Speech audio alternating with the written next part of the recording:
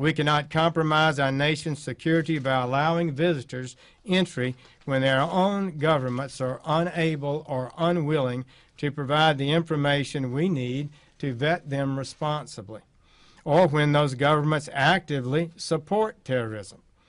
A revised presidential order will limit immigration and visitors from 6 majority Muslim countries. Dale Carpenter, professor of constitutional law at SMU. So this goes into effect in 10 days. Now, the argument for the first order was we have to do this immediately because otherwise they'll all be tipped off and all the terrorists will rush over here. Why a 10-day delay on this one? Well, I think the rollout on the first version of this order was so poor and so widely criticized, including by Republicans, that there was a definite attempt this time to make sure that the I's had been dotted and the T's had been crossed as much as possible. When you read the first one and you read the second one as an attorney, was the first one as poorly written as we're told? It had clearly been rushed out. Not a lot of thought was given to the way that it was written.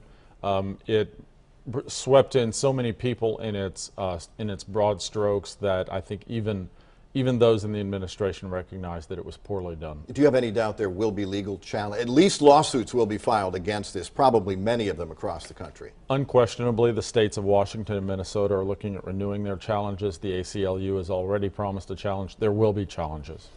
This time, however, this version, much better written, actually written by real honest-to-gosh lawyers instead of politicians, and written by, with the advice and consent of the agencies who will have to implement it. Last time, those agencies, like the poor guys at the airport, taken completely by surprise. That's right. Now the Department of Homeland Security and the Justice Department have been involved, so presumably this is a tighter order, it's a narrower order.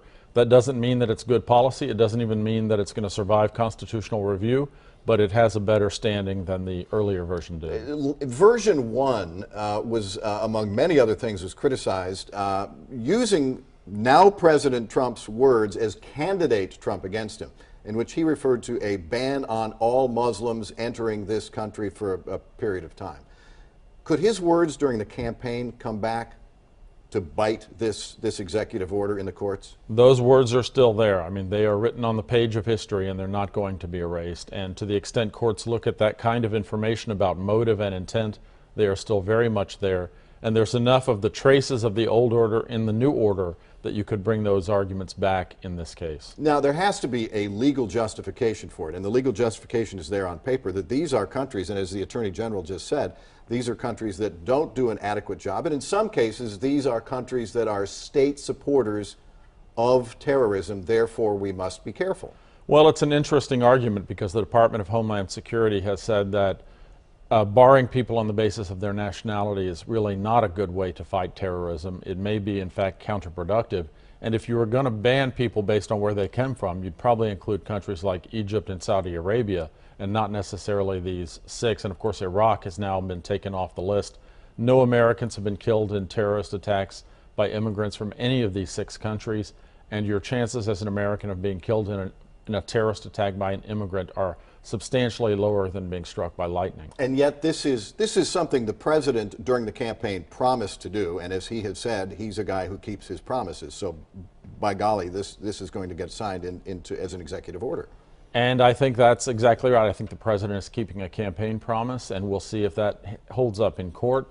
There are going to be arguments that this again constitutes a kind of a crypto-Muslim ban, and for the reasons that the previous order were problematic, this order may be as well. We'll see. The president has his national security justification. We'll see if that is persuasive to courts. All right. Undoubtedly, they'll be dragged out by the courts. They can't decide. Well, they did decide the first one quickly, so we'll see how quickly this moves as well. Thanks very much. My pleasure. Appreciate it.